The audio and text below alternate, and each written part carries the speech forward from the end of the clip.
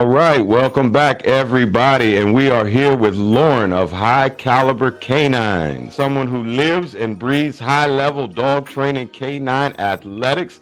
I'm going to read from the paper because I don't want to miss a thing. She is a protection sports competitor, a dock diving handler, Space Coast Police canine competitor, trainer of some truly incredible working dogs. She's also the powerhouse behind High Caliber Canines. Please welcome Lauren Helfern.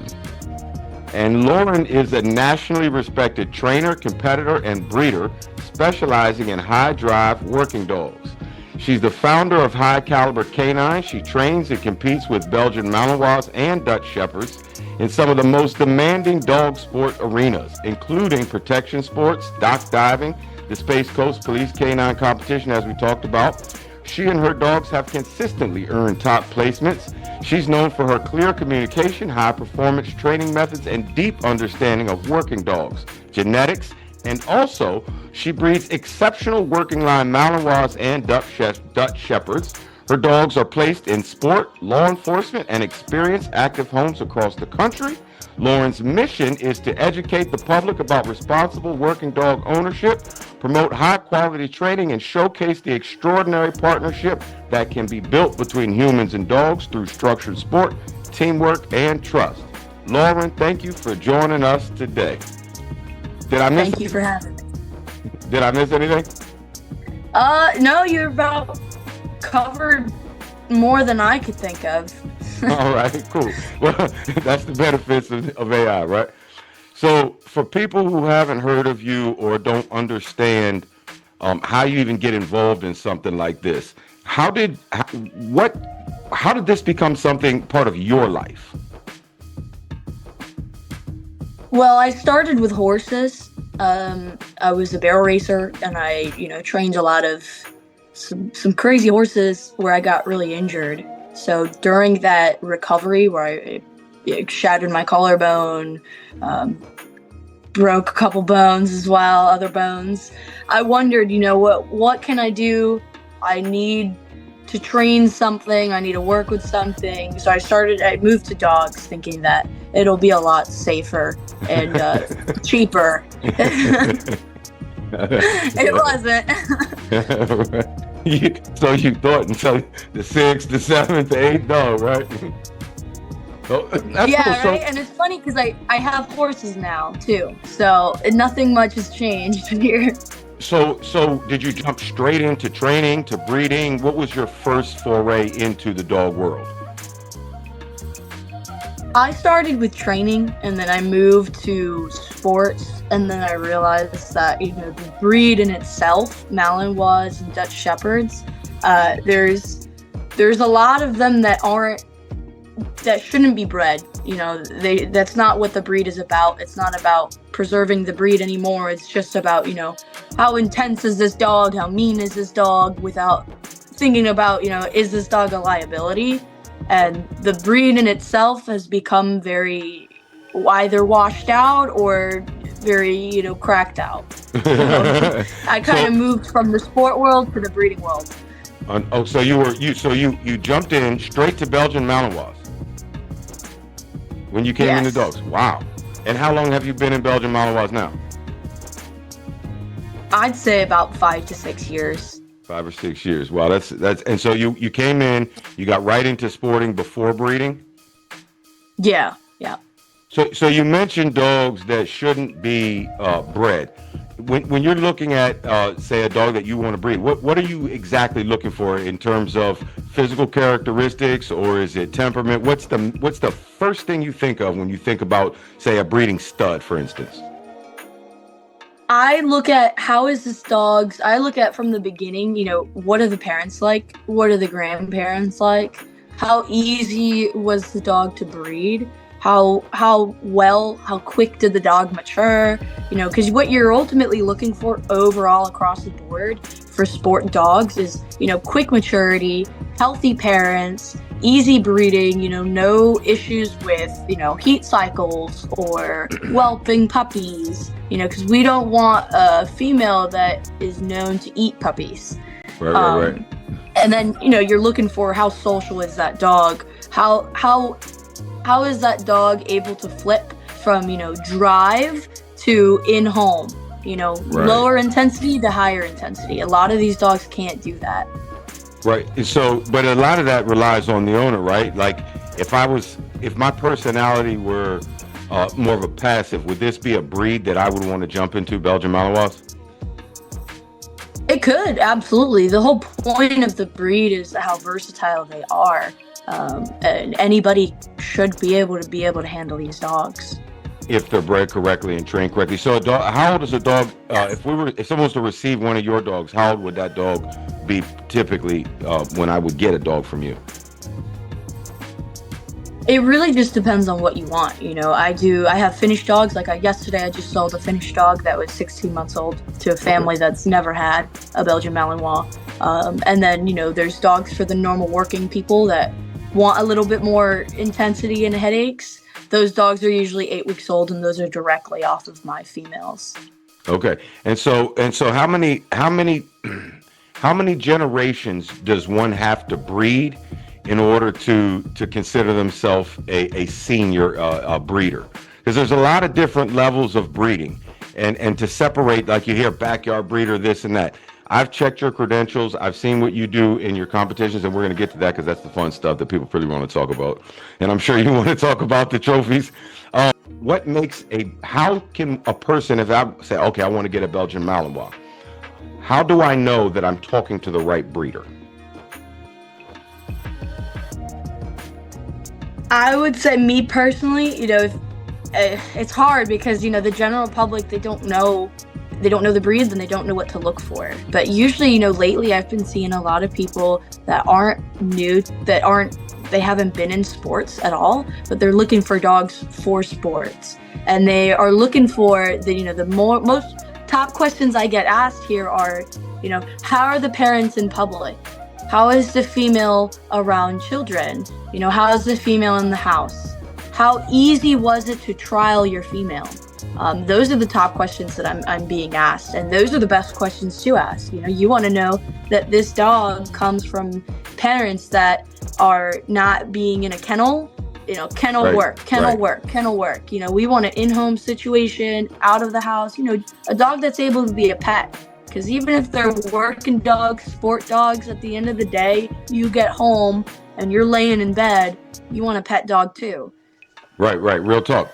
So define what is it? Is there a difference between a working dog and a sporting dog for someone who may not know? Oh yeah, I when I think working dog, I think police caliber dog, and then when I think sport dog, I think detection. So police caliber dog is going to be typically a little bit more unhinged, more pressure, more independent thinker. Not all about the handler, but more about how do I Oh, get this suspect? How do I bite this decoy? I'm never gonna let go. High defense, high prey drive. And then sport dogs are typically a little bit more high prey drive over high defense. Defense being, a little mean in nature. so there's a totally different training regimen for something like that? Then, like, if can you take the same dog and train for, say, sporting and then also for working? So, like, I know that you competed the police canine out there on the Space Coast, and so when you're competing, how does the same dog know? Okay, this is for sport and this is for work. Is there different training? What does that look like? Oh yeah. Oh yeah. You could tell, I know you were there, you saw those police dogs, but you could tell it was very difficult for them to let go. They Right. didn't want to stop the fight. Is because that's what they're trained for. They're trained to go in that fight and enjoy that fight, and that fight is the highest level reward. As opposed to these sport dogs who, they're okay with the fight. Some of them enjoy the fight, but it's not like the top of the world for them. The most important thing for them is that bite and their handler's appraisal. So, how you train them, how you breed them, how you raise them, what you're looking for is so different when you're thinking, working versus sport. You know what? I noticed that when I was there, I was like, man, and I that's exactly what I thought. I saw that the police dogs didn't do incredibly well compared to the civilian dogs at, say, the obstacle course. I noticed that they were very interested in the decoy, and that's because they is that purposeful, that they don't want to get confused. Like, I know, like, if you take a football player and put him into baseball, he's not necessarily going to thrive.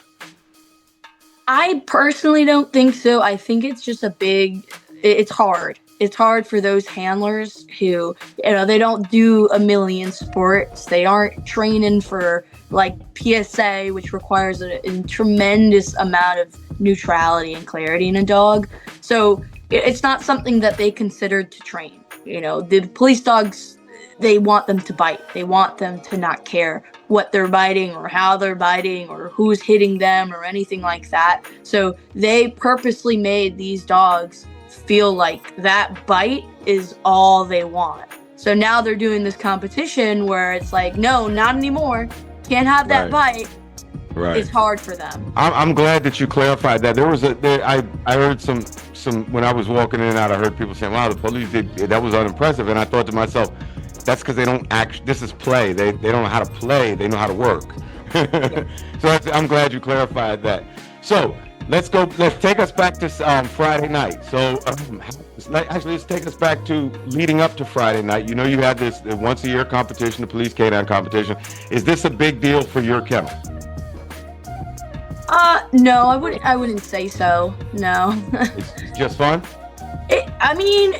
To me, it really depends on the sport, and very minimal are for fun anymore. Is because, I put so much of myself, so much of my time. I wake up super early. I run a farm too. So this isn't everything to me. Oh, wow.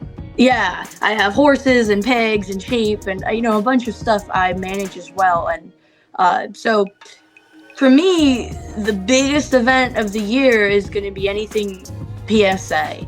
That's the big deal for us. We take it like it's a big deal when we get there, but it's all a big deal. It's all just kind of measured out. Which one's more intense? Which one's more important? And PSA is Protection Sports Association. And now, when you're competing PSA, are you competing against other dogs, or are you competing for titles, or is it both? PSA is more so you're competing against yourself. You are competing against your handling and your abilities, and you're really showcasing those abilities because, you have to think about it. You step on that field, and I've seen people get asked to leave the moment they say no. I've seen decoys, dogs get sent into a room with 4 decoys with chainsaws, and that dog has to know to only bite that one decoy, regardless of the other decoys with chainsaws running around screaming. So now this is level 3, or is this level 1? Where are you at when you're seeing That's this level kind of stuff? 3. Okay, so if I'm a rookie and I'm saying, okay, I got my Belgian Malinois, are you going to provide me? I come to you and I say, do you provide the after support? Will you give me a little direction on where should I start? Is there any kind of? Okay. So you like to see? Have you ever competed against any dogs that you've bred and you met them in the ring with your dogs, or in any kind of event? Have you seen dogs that they came from your yard but they didn't stay in your yard, and then you see them out at a PSA event or something like that? Oh yeah, I've had dogs that I've sold at PSA events for sure. You need a special dog. You tell yourself, I want to start PSA, I'm getting into this club, but my goal is a PSA 3. And you have to think about it, only like 50 dogs in history have a PSA 3. Oh, wow. You need a special type of dog. Yeah. You need a dog with a background in PSA, a stronger dog with more handler orientation. There's so many different things to weigh. If you want an entry-level dog, you can find that, and even then you still need a certain type of dog to do that kind of sport. Okay, so let me ask you, let's go back. So let's start at the beginning with PSA. So you got a dog, you want to start in a PSA. What's the first thing that my dog's going to need to do to get its first certification, for lack of a better word? Is that the So P? you'd be looking at the PSA PDC. That's PDP. the entry level title. Yeah. And what would my Um, dog have to perform in order to earn that? so you have focused healing. You know, that all across the board is looked at highly in PSA. And that's You want the focused healing. That's the videos we might see on TikTok where there's the dog looking up, walking directly, and taking step for step. So that's focused healing for anyone that doesn't know. yeah, Okay. that focused healing is that direct, super high engagement at that handler. And then you have, about turns, you have downs and motions, you have recall. So you go, the first thing you're going to do, like if I'm in the show ring, the first thing they're going to do, they're going to see my dog stack. They're going to do a down and back. They're going to do, there's certain checks. Okay. Yeah. So you're going to go, is there a routine that is all in one? You just know what to do? Or is it, boom, you've done your focus healing and then it's boom, on to the next thing? How's the transition there? It's all one. It's all one field. It's all one routine. The judge is right there. The steward is right there next to you, telling you as you go. You're walking forward. They tell you left turn. They tell you fast pace. They have gunshots go off. Wow. It's all in one. Yeah. Very cool. Very cool. And is it something the dog can recognize a pattern with, where every dog is doing the same thing and it's the same? The dog has an expectation on what to do, so you can train it at home, or? I'm glad you asked that. That pattern is what is a lot of people's downfall in this sport, is that you don't, you pattern train everything and then you get on that field and one portion of that pattern is missing, the dog breaks.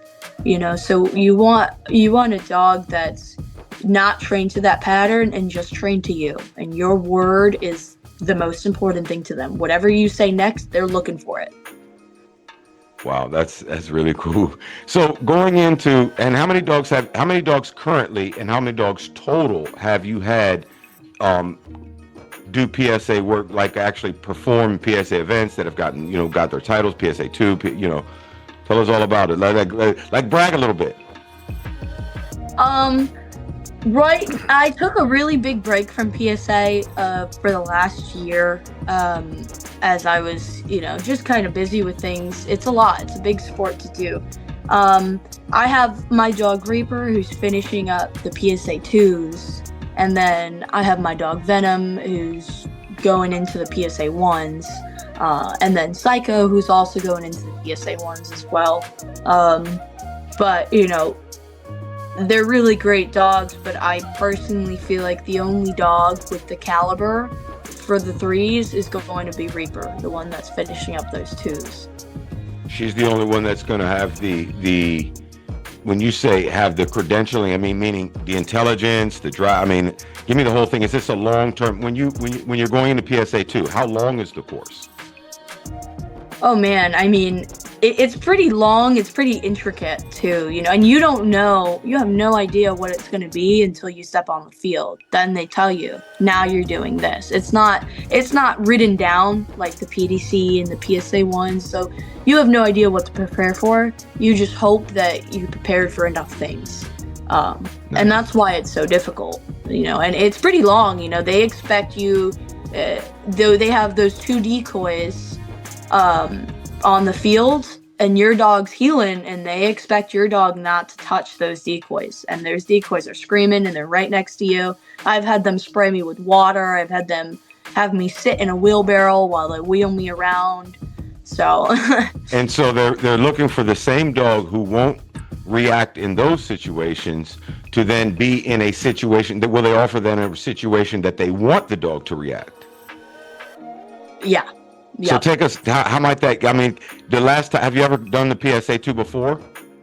Or is Reaper your first one? Oh, yeah. Okay, so I've done it. Take us through, what was it like? Oh, stressful, emotional, because, you put so much work and so much time and money and hours and hope into, now you're here, you're on this field. You hope that your dog woke up and she loves you enough to do all these things.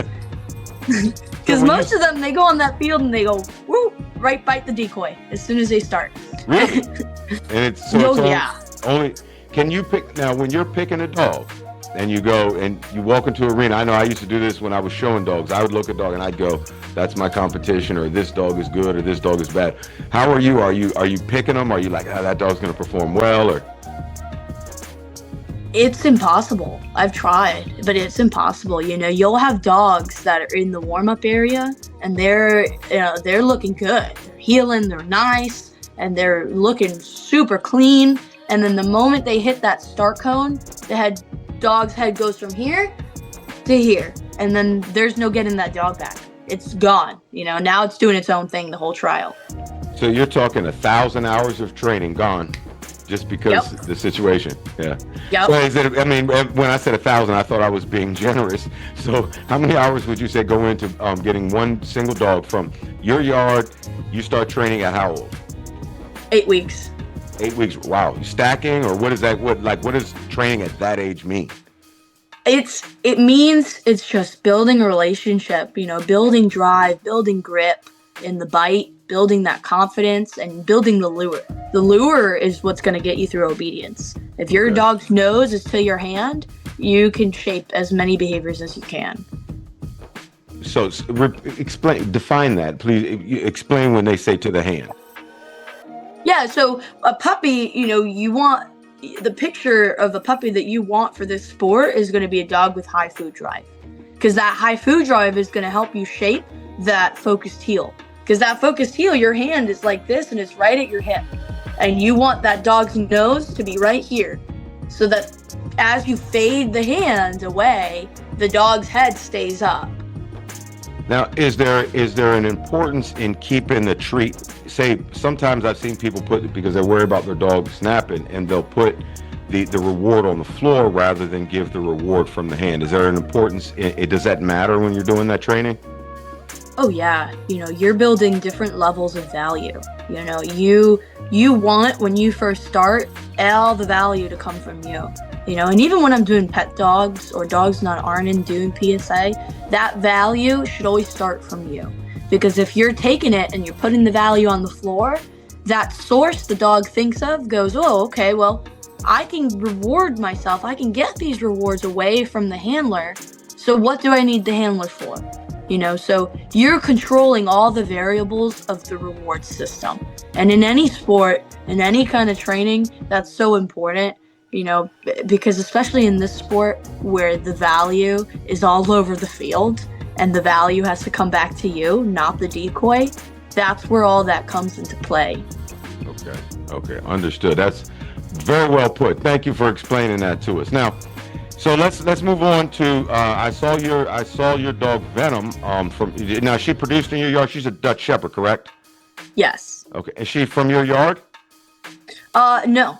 She's Okay. from a police vendor in California. Got you. Okay. So we saw her on Peacock. I was just looking at her this morning because I knew you were coming on. I was like, I got to check this out. I'd looked for her before, but I didn't dig too hard. So tell us all about explain to us. I'm very familiar with dock diving in terms of distance, and most people are familiar with that. But fetch it's a little bit different. So how does this go down? This is another one of those things, it's very hard. It's very rare because the dog is you go from dock diving and then you go from fetch it, where now the dog isn't running down the dock and just kind of tracking that bumper and jumping. Now the dog has to calculate when the dock ends, how far the bumper is, how far the dog needs to jump to get that bumper. It's hard to explain how it goes, but I mean, the dog is doing a lot of work trying to calculate every little thing as they're running down the dock. And that's why a lot of dogs don't, dogs that are jumping 28 feet on the dock can't even hit 18 feet on the rig. So the dog I saw competing this morning, that was Venom, and she's absolutely dope. She's competing for, just to plug us, she's competing for in her class. She's been dominating her class, and she's trying to push Recon for the overall track champion title. You know what I mean? So Yeah. So does she normally competes in dock diving, and what's her furthest jump in a dock diving event? I've seen her jump 26 feet. Wow, nice. Yeah. With a 40-foot run up? I've seen them shorter. I put her at half dock and she'll jump it. And in the mid-20s there. That's crazy. Yeah, And in the mid-20s. Yeah, she's also won. She just recently won national champion for speed swimming. oh wow. Yeah, Just tell us all about who sanctions it. Where was it at? Tell us all about the journey. yeah, it was in Ocala, and I mean, I wish I had more of a story for the journey. We just kind of showed up. Yeah, we showed up the month prior to the event. It was under IDS, and we've never been to IDS. We didn't know what we were going IDS into. is International Dog Sports. okay. So and Yeah. they saying and so go ahead. I'm sorry, I didn't mean to interrupt you. I just want to make sure everybody understood. Yeah. We showed up, and I've never been a part of that. I've been a part of UAD. I have no idea what they stand for, but yeah. And Good. yeah, so we showed up. We didn't know the rules, and then we left. We won. They gave us awards, and they said, "Congratulations, you qualified for national championships." It's Nice. in Ocala. So I was like, "Okay, cool. We'll show up." Showed up. We didn't know what we were doing, and they said, "Congratulations, you're second place nationally." And I was Nice. like, "Oh, cool." Hang the ribbon on the wall and give me my trophy. Yeah. That's pretty cool to have your name on a website like Purina, to see you and your dog, on a website like that. That's got to make it a little easier when you're talking about your dogs in circles. You know what I mean? Yeah. Oh, yeah. And Venom was definitely a dog that when I got her, I didn't expect much from her. She's just mean. Oh, really? Is she mean? Oh, yeah. Human or She is or very dog? mean. Yeah. She is, I don't know if you saw her run Space Coast with my partner. I did. But yeah, as soon as he opened the door, she went right for the decoy. Yeah. but She is a mean little dog. I've seen her, but I haven't gotten the opportunity to experience her. So now, okay, let's go to the Space Coast. Excuse me. First place, fast dog, hard dog. What does that mean? It means that my dog ran downfield and hit that decoy the hardest out of all the dogs that were doing it. Was this Venom? No, it was Psycho. Usually Venom wins, but this year it was Psycho. Oh, so this wasn't your first time competing there? Oh no, we've done Treasure Coast as well. We actually won first place at Treasure Coast for hard dog for the obstacle course with Reaper. With Reaper won. Okay. Yeah. And what was the time there? This is a timed event, right? Yeah, the time there was, but the course was much bigger than this course this year at Space Coast. That course was maybe half a mile, or a little less than half a mile.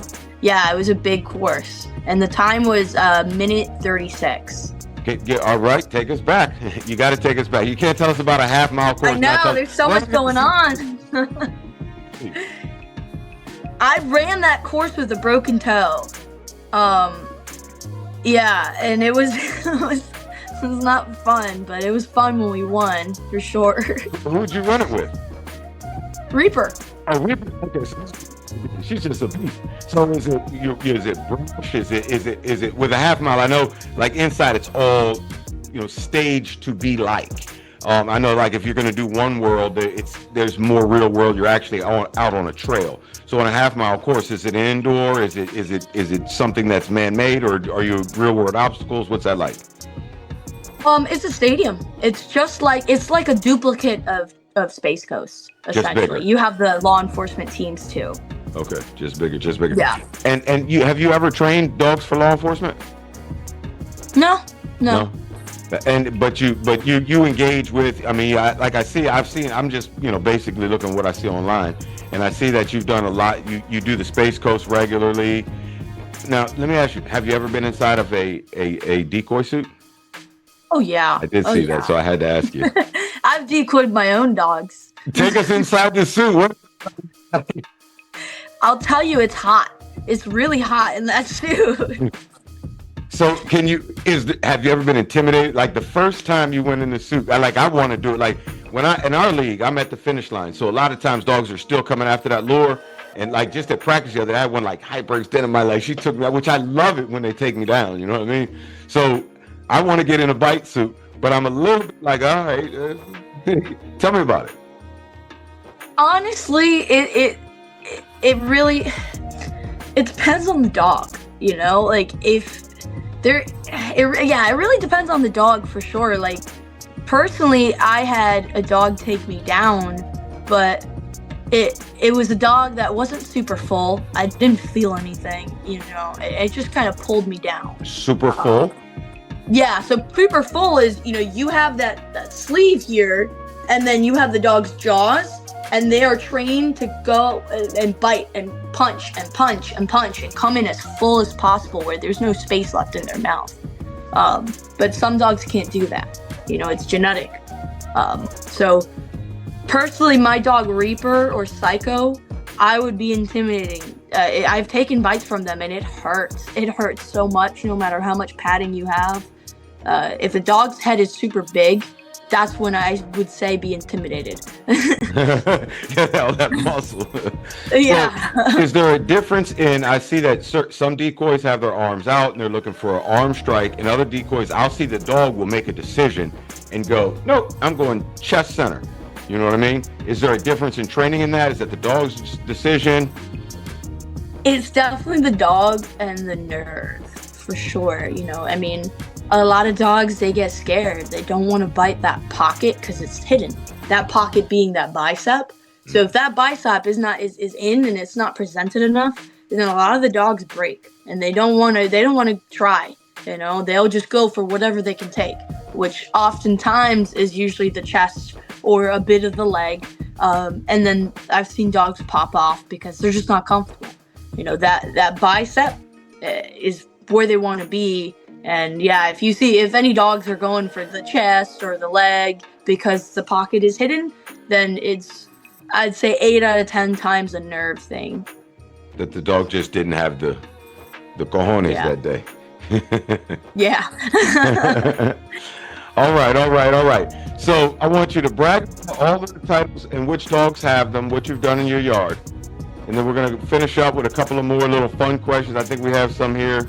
This has been awesome. I've really enjoyed talking with you.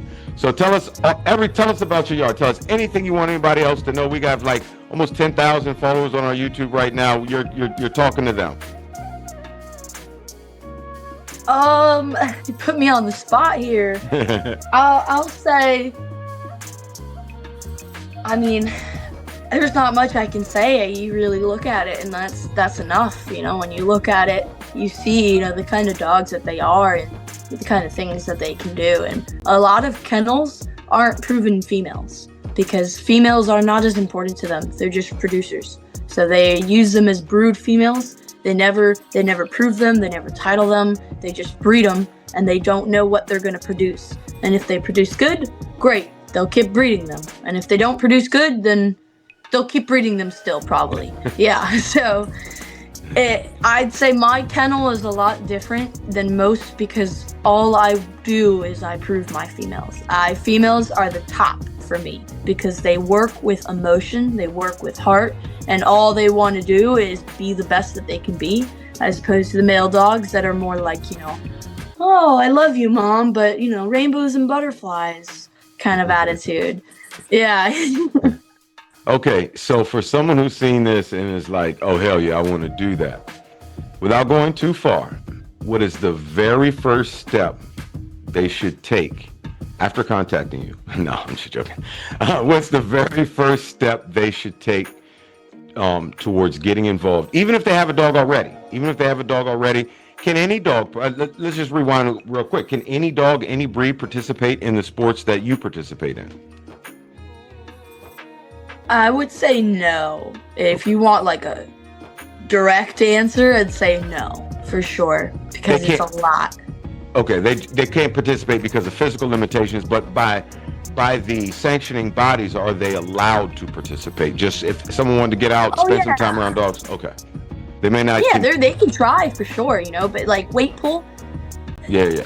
Yeah, you know, other sports and stuff, you have to think about the limitations of your dogs and really just kind of understand where that line is drawn for safety. Right. Real talk. Okay, so what is that very first step? Does that Psycho want to say hi? That's Venom. Oh, that's all laying I here. said. She can say hi. Venom, come here. Venom. Oh, yeah, Mom. So what's that first step? I would say start with an easy sport, like dock diving. It doesn't matter if you're the best or not, it's a community. You want to find your community, and through that community is where you find that determination and that ambition. Because sports, it's hard. It's cliquey. Some of them are real political. You have to have the skin for it, and the best way to have that skin is to build it through this ambition that you want to win and you want to get to the top with your dog. And dock diving is definitely the way to start that. Okay. All right. And the final question. When you're stepping into whatever stage is biggest for you with you and your dog, what's the theme song that's playing?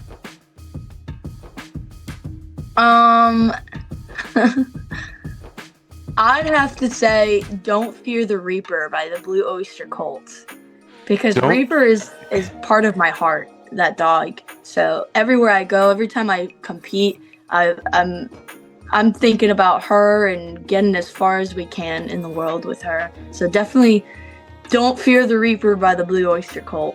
Awesome. She saved my life. Yeah, that dog has saved my life many times, like emotionally and physically. She's the best dog in the world. Man, hell yeah. Dogs in general, man. That's everything. All right, you guys, this is Lauren, High Caliber Canines. Go give them a follow on Instagram. Is there anywhere else on socials they can find you? Can they do your website, anywhere? They can find it all through Instagram, my TikTok, my website, all of it can be found through Instagram. Okay, and I know you have, with a yard like yours, you have to have a sponsor that you want to give a plug to. Now, this is your chance. Let's give that sponsor a plug. I have to plug Brothers Dog Food for sure. They've been saving grace for us with their really clean nutrition and everything. I know exactly where it comes from their food. Powering you to titles and championships. All right, that's Brothers Dog Food. I appreciate your time, Lauren. Thank you so much. It was awesome talking to you. Yeah, likewise. Thanks for having me out. Take care.